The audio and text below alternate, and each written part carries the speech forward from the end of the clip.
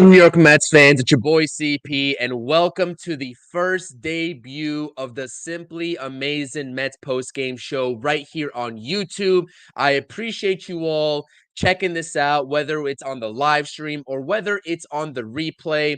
Like I said, happy Tuesday night. It's a Tuesday, and the Mets have a series win under their belts. The Mets beat the Pirates tonight by a score of 3-1. I am absolutely hype. Another comeback win for our New York Mets, and this is absolutely phenomenal baseball that we're going to be talking about here today. Going over a little bit of a game recap. Wasn't going to do this post game, but if you all tuned into our pregame live show, obviously Rob and myself had some technical difficulties, so I figured why not give back to you all and do a post-game show. So I am here talking about this win. Who are these Mets? Love them. Shout out to Jay as well. Checking out the post-game here. As always, make sure you all hit that thumbs up button. I definitely appreciate that. Like I said, this is a little bit of a makeup because we had technical difficulties on the pregame show. But welcome to the debut of the Simply Amazing Mets post-game.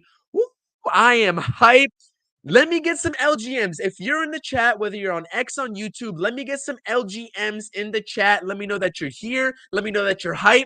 First time over 500 on this season. The New York Mets are 9-8. Let's clap it up, everybody. Let's clap it up. We got Jay in the chat. We got Darren in the chat saying LFGM. We got Junior in the chat. Yo, I don't want to be that guy, but the team is good. Junior, you are that guy. You are that guy in the best way possible. The Mets are that team. We in here, just like the New York Knicks, the New York Mets are here. Absolutely. Daniel saying, this team reminds me of the 2022 New York Mets. All right. I love it because the offense and the grit in the fight definitely reminds me of the 2022 New York Mets. But let's finish off the season towards the tail end, not like the 2022 New York Mets. But nonetheless, we are here in April talking about a team that started off 0-5, but now is 9-8, and they are playing phenomenal. They have clinched this series. A literal struggle in game 2 of series here so far in 2024. No more. The New York Mets are victorious today, and we got Mark and Daniel in the chat as well. I definitely appreciate you all being here. As always, like I said, this is a Simply Amazing Mets post game, the very first post game stream on YouTube of this 2024 season here for me. Rob was not able to join me. He is out bowling. Didn't know he was a bowler, but apparently he's a bowler. So he'll be joining me hopefully tomorrow because we're going to be running this post game back tomorrow as well. And not only are we going to be streaming to YouTube tomorrow, but we are also going to be streaming the post game on the Pro Sports Fans app. That is the PSF app. You can download it in your app store. Make sure you download it and join the Mets fans community over there because we're going to be putting up in-game streams, post-game streams, all that good stuff. But if you're in here, like I said, hit that thumbs up. If you're on X, come over to YouTube, subscribe to the YouTube, bottom right-hand corner as you're watching this video. You know the deal here. I've been doing my spring training post-game live streams. It's the same thing under a different name, and I'll have Rob with me, Talking Mets with Rob, here as well. So make sure you go and subscribe to his channel. Most of you all already subscribed over there as well. So more power to you, and I appreciate that. Hit the live chat with your thoughts. What do we think about this game today?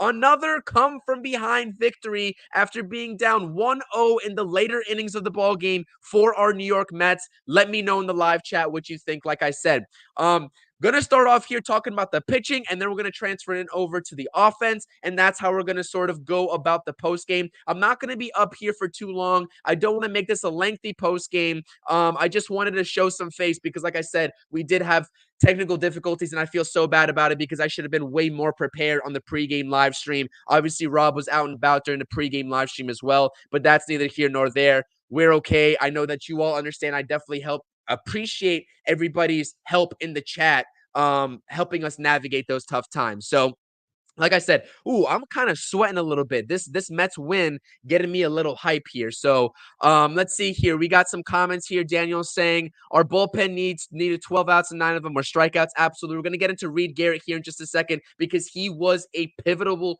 part of this win. Shout out to Reed Garrett, 2 scoreless innings tonight. And Daniel's also saying, and people were hating on Stearns. Well, he has proven the haters wrong so far. And yes, absolutely, we're going to talk about Brett Beatty exiting the game as well, Junior. That is a concern of mine as well. But let's get some LFGMs in the chat. We got Ethan here in the chat saying LFGM. Let's get some LGMs, LFGMs. Tell your friends, tell your family. The Simply Amazing Mets post-game streams are now active for the rest of 2024. We are going to be going live pre-game, in-game, and post-game. Make sure you all are tapping the notifications button on my account and on Rob's account to get notified when we are going live, because sometimes we'll have it pre-planned, sometimes we'll do an impromptu one like I did tonight. I decided in the spur of the moment after the pregame, I am doing a post-game live stream tonight. And I'm so happy that I did, because this is a series win. And like I said, the Mets get over the curse and over the hump of those second game series L's that they've been taking. So Jose Quintana, here's your stat line for Jose Quintana. I know Daniel way up in the chat here, we were having a discussion over on X about Jose Quintana and how he was going to fare tonight, given that Omar Narvaez was catching. And something that I sort of alluded to before I was cut out of the stream in the pregame was that I am so happy that Carlos Mendoza trotted out this lineup today. I wanted to see both catchers in the lineup. Now, obviously, with the lack of defense that Omar Narvaez provides, I would have had rather saw Alvarez catching and Narvaez DHing, but that's neither here nor there. At the bare minimum, I just wanted to see both catchers in the lineup, and that's exactly what we got today. Don't believe Omar Narvaez had any hits. Obviously, he drew a walk there in his last at-bat, but nonetheless, I just wanted to see that, just to see how the tandem was going to be with Alvarez and Narvaez in the lineup. We'll talk about the offense here in just a second, but Daniel was right, and the trend still does continue. Jose Quintana only lasts 5 innings, wasn't efficient over those 5 innings. You see here, he was pulled after 5 at only 93 pitches. He had 3 walks on the day, 1 earned run. Like I said, Jose Quintana is a veteran. He's going to battle his ass off in these games, and he's done so even if he doesn't have his best stuff working that day. And that's what I respect about Jose Quintana. He's that veteran presence that this rotation has desperately needed in the absence of Kodai Senga. Exits after 93 pitches, only goes 5 innings pitched. I know the discourse that we have surrounding the Mets starting pitching not being able to go over 5 innings pitched and get into that 6 innings pitched mark, but obviously outside of Jose Buto. But I think that Jose Quintana, despite him walking a lot of batters and getting into jams, I think that he fared pretty well in terms of getting out of those jams and mitigating around those walks. So I will shout out Jose Quintana. Was it the most efficient start? Was it the prettiest quote unquote start? No, absolutely not. It wasn't, but he got the job done, and that's all that matters. Obviously, a ton of 3-2 counts. That's where the efficiency kind of went out the window, where he was in these 3-2 counts. Maybe there was a foul ball there in between, and the pitch count was just slowly getting worked up. So there really was no thought about trotting him out there for the 6th inning, because listen, we are here in April, mid-April, April 16th, right? We're doing this live stream on the 16th, and Carlos Mendoza, like I've been saying the past couple days, has been playing the longevity game. Maybe in a world a couple months from now, when everybody's acclimated and Jose Quintana's at 93 pitches, maybe Carlos Mendoza goes out there and trots him for another out or 2 in the 6th inning. But today wasn't that day. You start fresh, and you get Reed Garrett in there, who's been absolutely lights out for the New York Mets. I'll talk about him here in just a second, and we'll actually go over the savant page of Reed Garrett. But before we do, shout out to Jose Quintana. I think this is an applause-worthy type of outing anyways. I'm proud of the fight, right? He didn't have his A stuff, but how do you keep the Mets and your offense in the ball game? Well, Jose Quintana did just that tonight. That was the definition of how you keep your team in the ball game, and Jose Quintana did that tonight, and he didn't get the victory. Reed Garrett got the victory in the stat sheet, but Jose Quintana absolutely did what he had to do, especially when you pitch against a counterpart in the opposition like Jared Jones. And that's why I wanted to make this next slide. I usually don't talk about the opposing pitchers, and I don't get into any of their sort of savant metrics or the X's and O's, but Jared Jones is a very young pitcher, right? The Mets were only able to notch one singular hit off of him in his 5 innings pitch. And the Mets were lucky that the Pirates had a plan to pull Jared Jones after 5 innings, even before this game started, or he could have went out there for another inning and probably shut the Mets offense down yet again. He's a dog. He's very young. I believe he's only 22 to 23 years old, has a 4-pitch arsenal, mostly fastball slider, but he had the Mets offense off balance all night. Like I said, 0 earned runs given up for Jared Jones. I believe this was his 4th outing of the season. If I was looking at his stats on Baseball Reference correctly, gave up a couple of earned runs in each of his previous starts, but he was nasty today, man. And Pete Alonso notches the only hit off of Jerry Jones today. And like I said, the Pirates pulled him after 5 innings pitch. He definitely could have gone further than that, but we are lucky that they chose to go to their bullpen because they had that already pre-planned. And obviously the Mets did their damage against the bullpen. But here's his savant page. Red all around. A lot of comparisons were being drawn to like a Garrett Cole. I saw that in my mentions on X. Shout out if that was you in my mentions saying that. I don't know the exact Twitter user who said that to me, but yeah, that kid's a stud, and he is going to be successful in this league for a very, very long time. And this is all you need to see right on your screen is that savant page. You see the velocity up to, I believe, I'm not sure if he surpassed this. Chat, correct me if I'm wrong, but I saw 98 miles per hour on the gun. This kid was absolutely dealing, and that slider was a bender, and he was just keeping the Mets hitters off balance. So like I said, when the opposing pitcher is just simply nasty like that, you have to give the opposition credit. I gave credit to Cole Reagans when we were talking about his performance in that Royals series, and now you have to give a pitcher like Jerry Jones credit. He did what he had to do to keep the Pirates in the ball game, and like I said, the Mets should just be thankful that they pulled him after 5 innings. But let's talk about that dog. Let me get into the chat here and read your comments because I see the comments coming in. I saw someone saying that Reed Garrett is a dog. Daniel saying that Reed Garrett absolutely is a dog because if you look at his savant page, it's all red. See red, baby. Look at this. This is a beautiful savant page here for Reed Garrett. I believe after tonight, he has 8.1 innings under his belt here in the 2024 season, posting zeros. I believe he finished with 5 strikeouts, either 5 or 6 strikeouts. No, it was 5 strikeouts in those 2 innings today, and he is just mowing batters down. He has, again, another 4-pitch arsenal. I believe it's 5.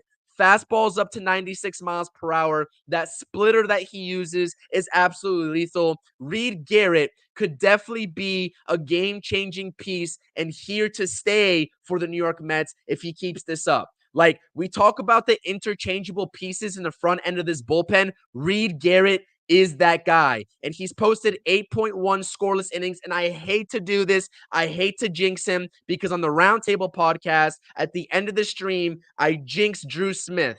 I jinxed him because I said he was performing phenomenally. And then his very next outing, Drew Smith kind of crapped the bed a little bit. But nonetheless, I don't want to jinx Reed Garrett. Here's his savant numbers. If you want an in-depth, I guess, look at the savant page, just go look it up. It's impressive. And Reed Garrett is going to be in this bullpen to stay. I promise you if he keeps this up. Salute to Carlos in the chat. Like I said here, we got about 26 people in this stream. Simply Amazing Mets postgame. Rob is not able to join me tonight, but he will be on this postgame. We're going to be doing a postgame tomorrow, right after the matinee matchup. So make sure you go ahead and tune into that tomorrow. I know people will still be at work. Hopefully you get to tune in, but if you don't get to tune in live, the replay is certainly okay as well.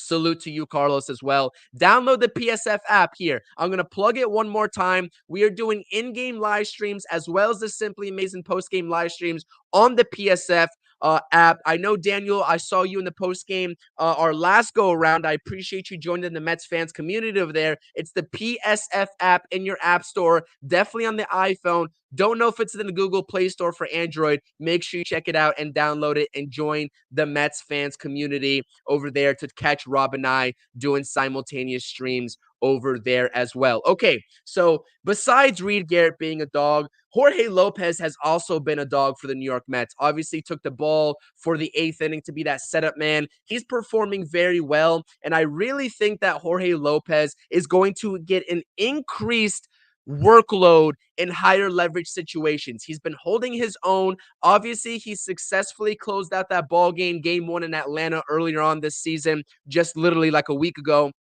Jorge Lopez looks like he is back to 2022 version of Jorge Lopez, which is going to be so huge for the New York Mets over the course of 2024. Jorge Lopez is definitely a name to keep an eye out for. And Drew Smith obviously getting that save. I believe he only had 3 saves all of last season. Obviously, Edwin Diaz went yesterday.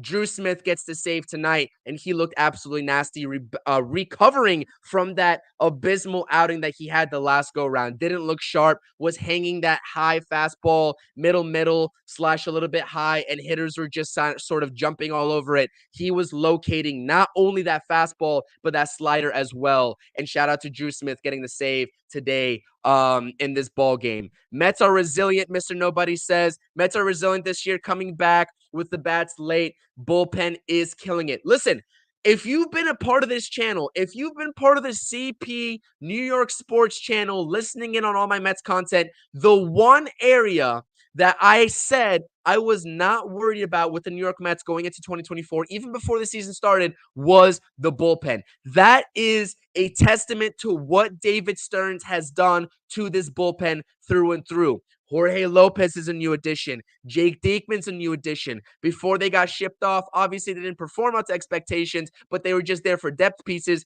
Michael Tonk and Johan Ramirez. Cole Sulser, who recently got sent down, was a David Stearns addition. Like, there's so many David Stearns additions to this bullpen behind the scenes that we haven't even seen yet. We haven't even seen Shintaro Fujinami, who this team has been stashing in Syracuse. I actually don't know how he's been doing in Syracuse, obviously ramping up a little bit. But we've been stashing Shintaro Fujinami in Syracuse. He's another weapon that can come up maybe mid-season and show why this bullpen is as deep as possible. Not only with the main line guys, but the guys that are coming in and out. Grant Hartwig obviously getting the nod here recently, getting called up to Queens. Like, this is just a rotation of guys in the front end, and that's a credit to David Stearns utilizing those resources this offseason to build that bullpen depth. Not only the guys that you see on the roster in Queens, but just through and through the minor league system. And we haven't even talked about Nate Lavender after a hell of a spring training, lefty option, also being stashed in the minor league, only 25 years old. This bullpen is deep, and it's not only the guys that you see on the big league squad right now. That is a true testament to what David Stearns has come in here year one in the offseason and done for this organization. But like I said, getting back here to the actual contents of this game, Brandon Nimmo leading off today went 0 for 4. Very quiet from the top of the lineup, the top 3 guys, until you get into Pete Alonso. Listen, Francisco Lindor, after the Pirates take the lead, obviously the Mets go down in order, I believe either 1 or 2 innings thereafter. But Francisco Lindor from the left side, obviously that's been a discussion here amongst Mets fans, us Mets content creators, whatever. He doesn't do as well from the left side. That is obvious. The statistics, the numbers don't lie. They support that.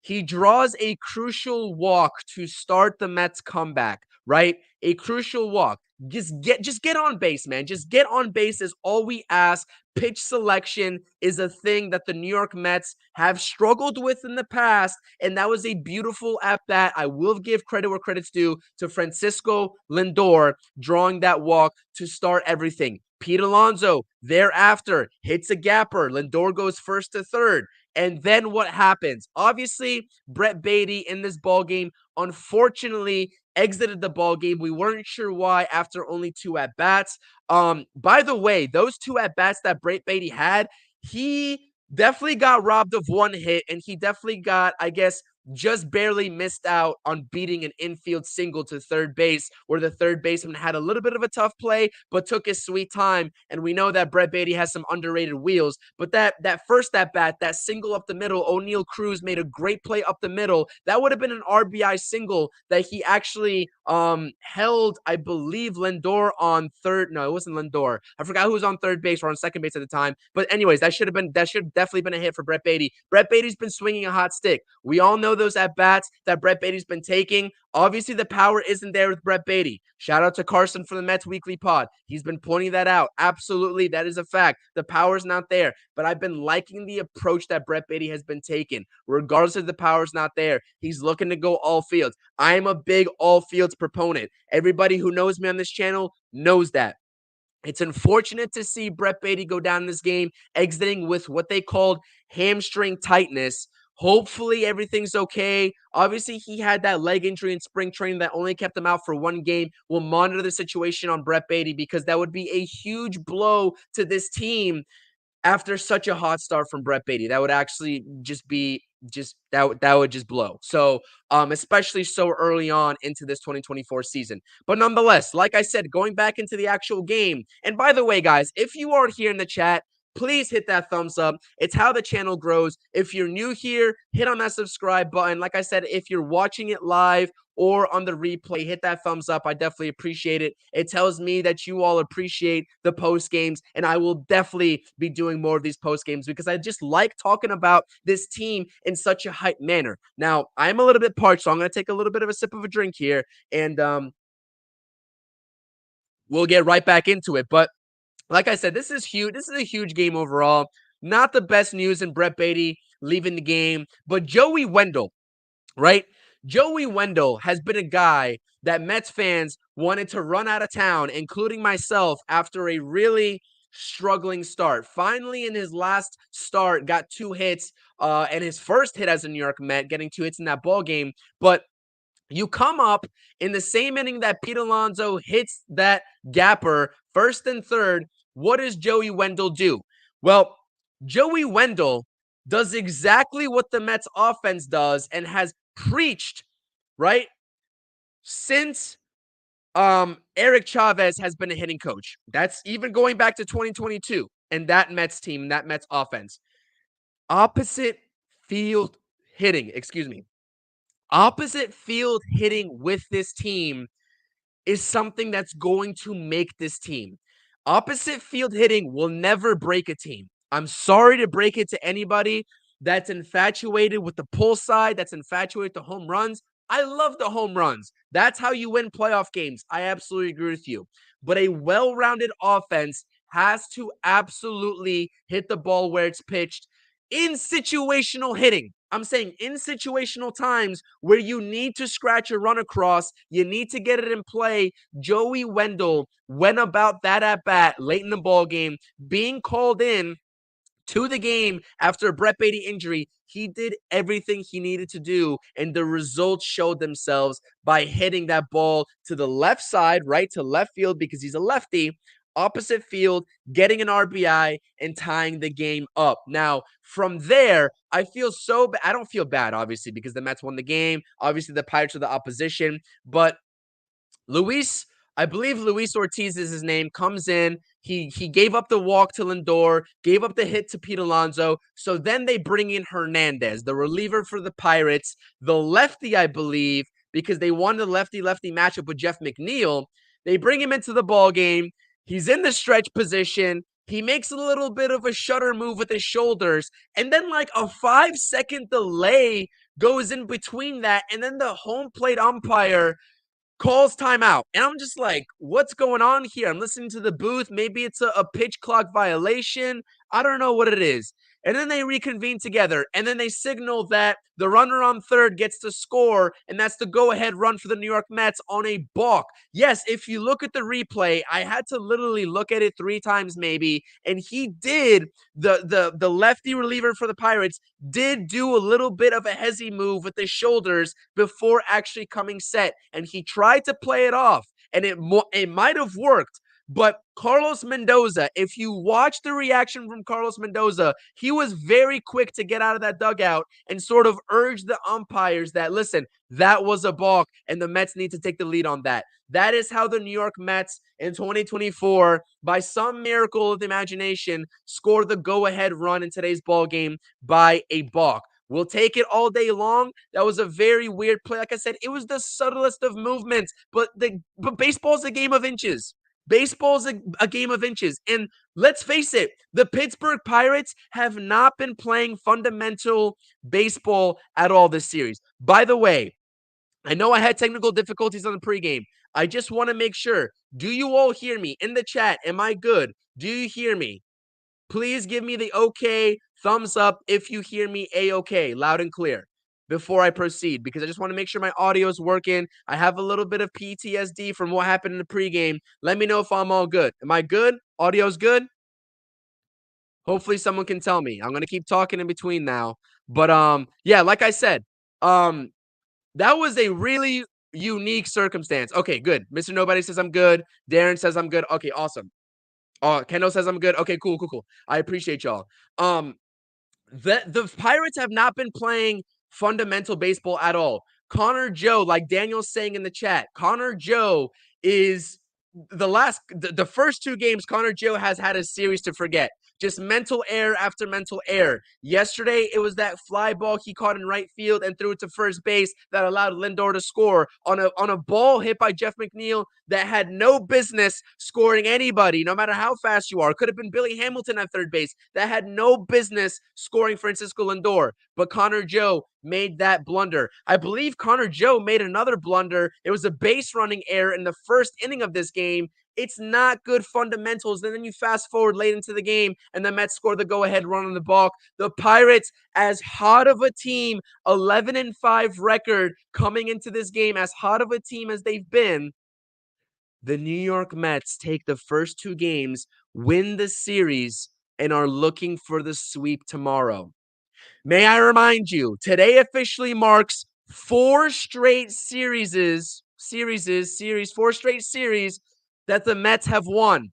Cincinnati, Atlanta, Kansas City, now Pittsburgh. And all four of those teams are great baseball teams, great baseball organizations in the year 2024. This team, this New York Mets team is gutsy, and they are not the same team that started off 0-5.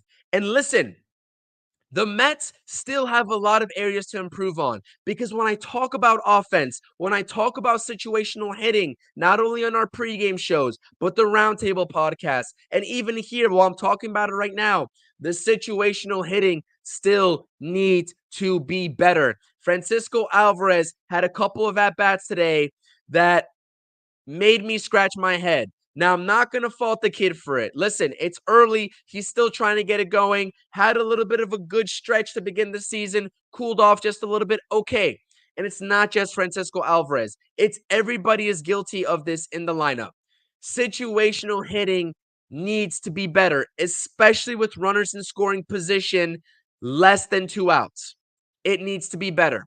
Thankfully, it didn't cost the Mets tonight, because while those failures with runners in scoring position were happening, like I mentioned, this guy, Jared Jones, with his beautiful savant page, was on the mound. But the Mets situational hitting objectively, not only tonight, needs to be better. And I think everybody in the chat could attest to that. I've been preaching about this on all of my podcasts that I've been doing, on all the streams we've been doing. The situational hitting needs to be better. But nonetheless, can we just clap it up for the New York Mets? Let's clap it up. This is beautiful baseball that the New York Mets have been playing.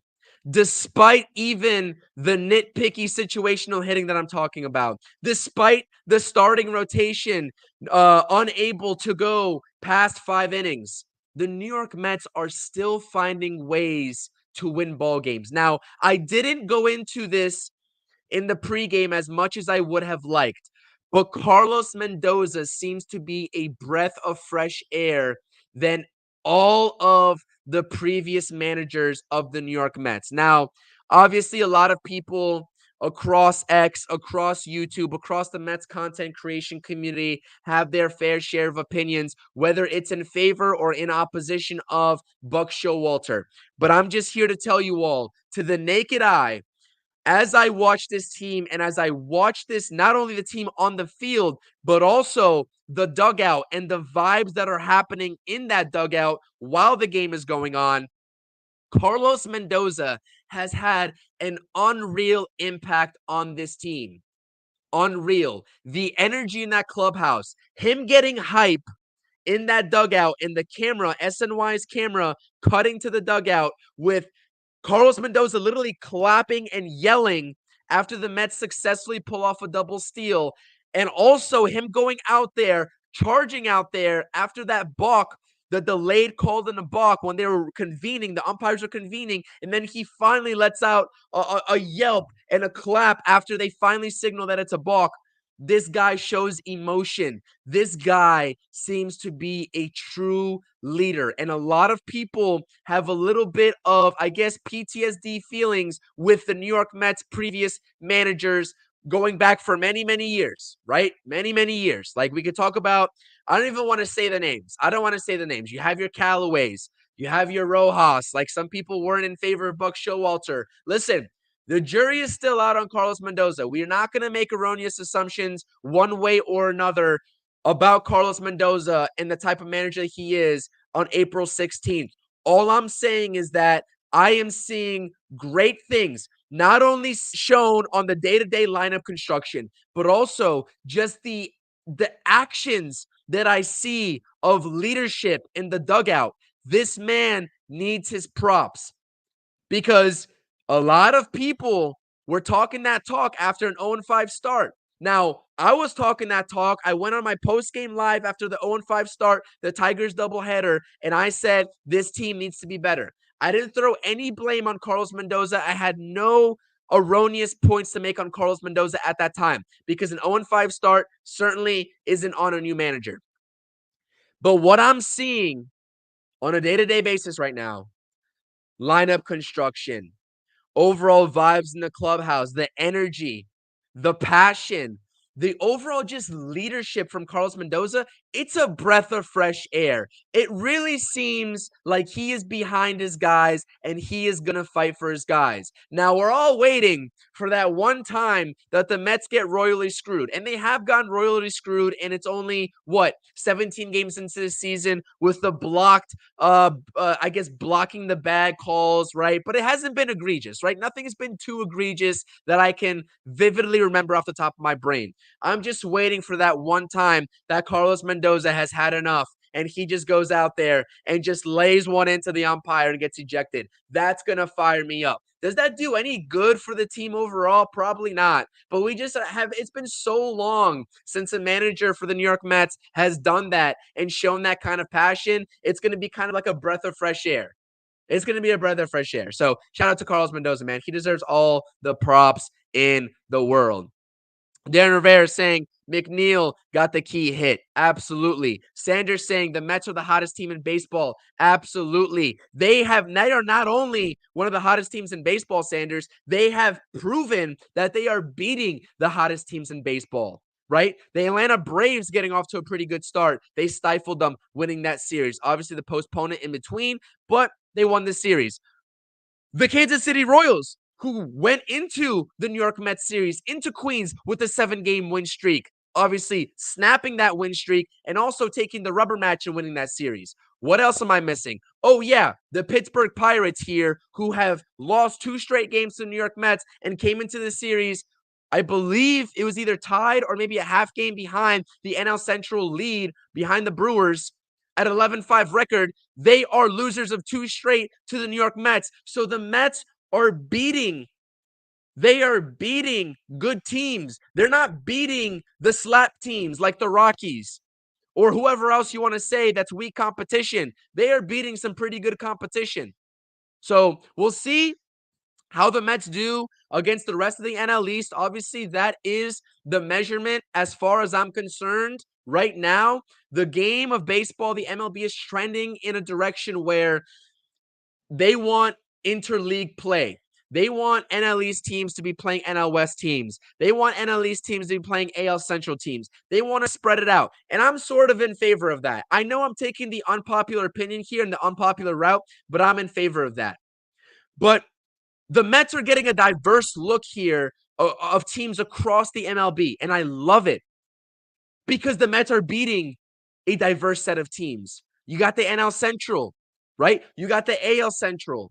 You got the NL East already sprinkled in with the Atlanta Braves. It's beautiful. It's a beautiful thing. So, yeah, Sanders, absolutely. Sorry for that tangent. Yes, great point here. Great point. I was going to bring it up. I almost forgot, honestly, because I'm planning to end the stream in about 5 minutes. Harrison Bader catching that ball in center field. I forgot what inning it was. That was a crazy catch. That was a crazy catch. And I get on Harrison Bader a lot. He's been producing offensively, which has shut me up, like concretely. But that catch today was pure magic in center field. The distance that he had to run in center field to get that ball, not only to get there, but to slide and make the snow cone catch above his head as he was getting close to the fence. That is the definition of a gold glover right there in center field. That is why David Stearns doesn't listen to a guy like me and pays that guy $10 million because of that play right there. It was huge.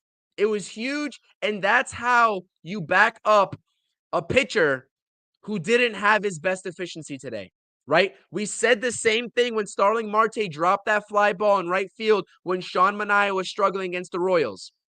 And we saw how the game snowballed thereafter. Harrison Bader making sure he had none of that, backing up Jose Quintana with an absolutely beautiful catch. Because if that doesn't get caught, that's an easy double, could be maybe even a triple. I'd say probably a double. And the inning could go a completely 180 after that, a complete 180 after that. So Harrison Bader, absolutely great catch. And if you listen to the broadcast, that was not that like a lot of people underestimate this about outfielders. You're tracking the ball all the way, right? You're looking up, like, and I've played outfield. I was more of an infielder turned outfielder, but I played outfield. And this was the scariest thing for me as an outfielder when I was playing ball. You're tracking the ball all the way. You're maybe getting a little bit of blurry vision because you're taking like ginormous steps. You're tracking the ball, right? But then you're getting close to the fence, so you have to take your eyes off the ball and look in front of you at the fence to make sure that you don't crash into the fence. And then you have to take your eyes back to the baseball, and by that point, it's already moved however many feet it's moved. And you're still at the same time running it down. Like, that was just a beautiful play. People who have played baseball before, regardless if you have or haven't, like, you could just tell that was one of the hardest plays.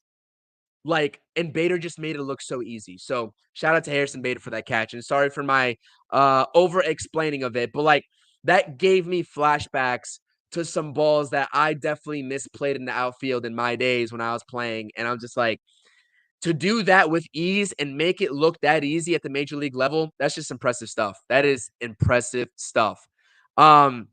Yeah, and that's a great point too. It's a new outfield for Bader, so he's not used to the dimensions of center field in Citi Field. Like, it's a different dimension than what he was playing out in Yankee Stadium, or I guess the Cincinnati Reds Great American Ballpark after he went over there after his Yankees tenure. That's such a difficult play, especially in a new stadium where the dimensions you don't even know. You don't know if the fence, right? Obviously, the warning track is like the last 10 feet before you're going to crash into the fence, but every ballpark is different. So, great point, Douglas. Absolutely. The Mets are blessed and highly favored. That's how I'm feeling right now. That is how I'm feeling right now. Great to have a stud center fielder. Absolutely. Speed plays. You're absolutely right. Garrett leads all of right-handed pitching or relief pitchers with 17 strikeouts.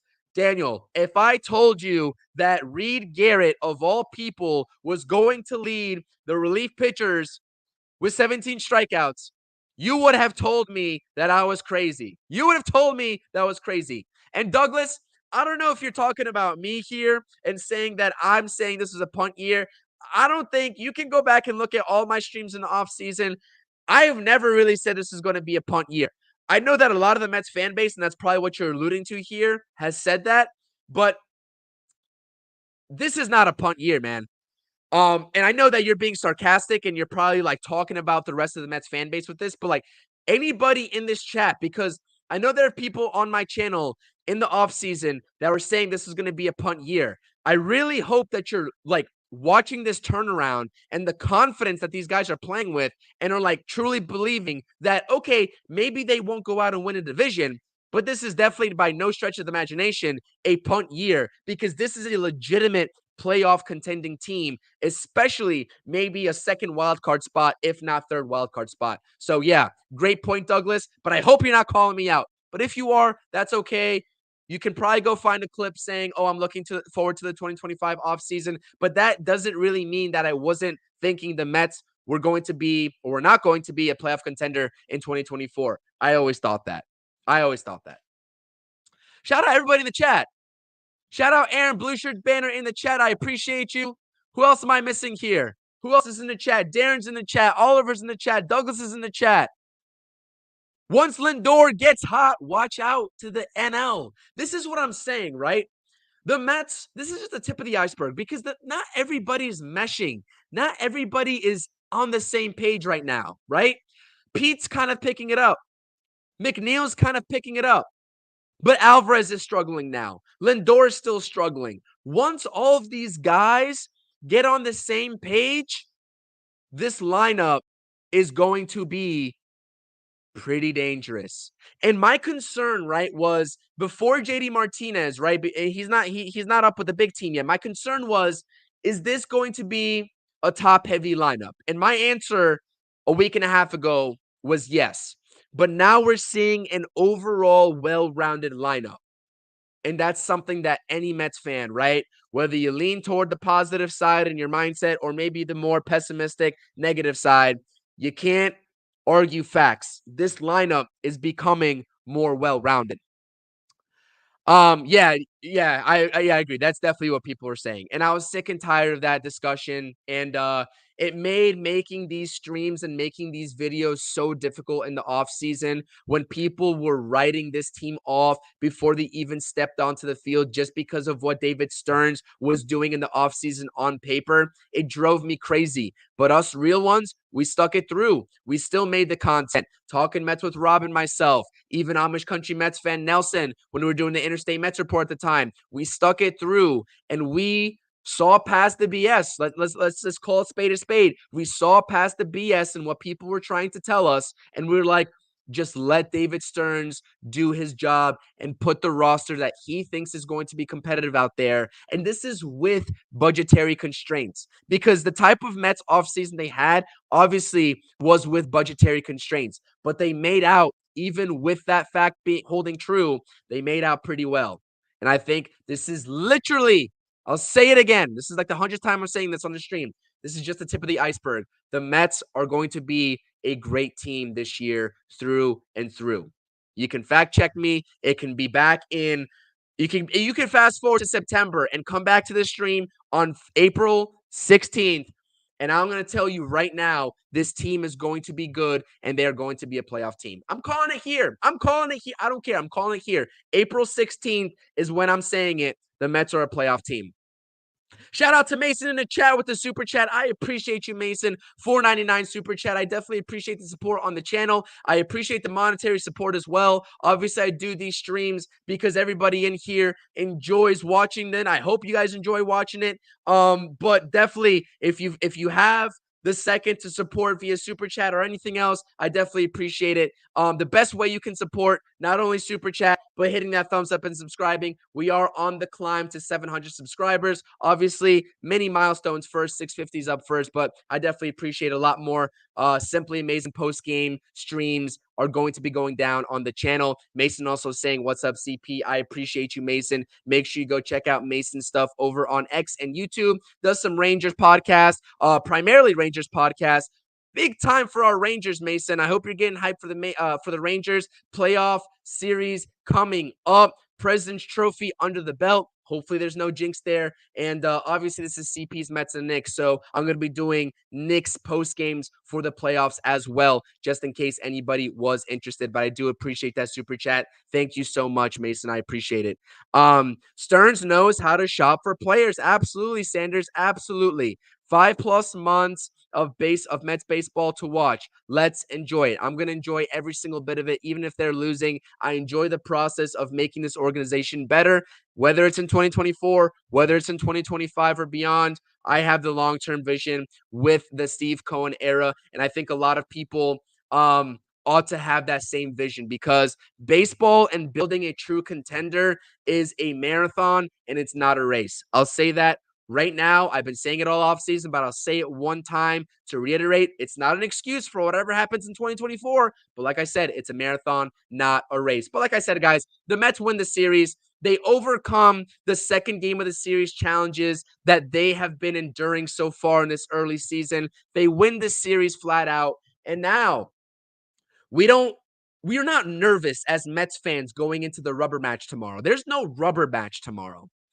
It's a sweep tomorrow. It's either a sweep or a series win, or we settle for the series win. And I love that.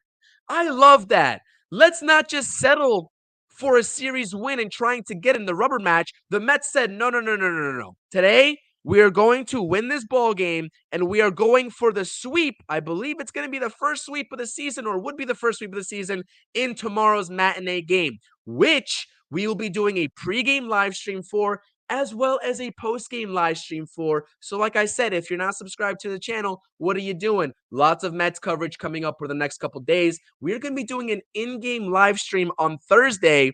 The first game of the West Coast trip, Talking Mets with Rob and myself, will be live, I believe, over on his channel. We're not going to simultaneously stream that. It's going to be on his channel this go around. I'll do one as well on my channel, and we'll kind of rotate it as we go through the season. In-game live stream. You can hear our commentary during the game on Thursday. In that game, the first game of the West Coast trip. Everyone's talking about this West Coast trip. We're going to see the Dodgers. We're going to see the Giants. Let's see what this team is made of.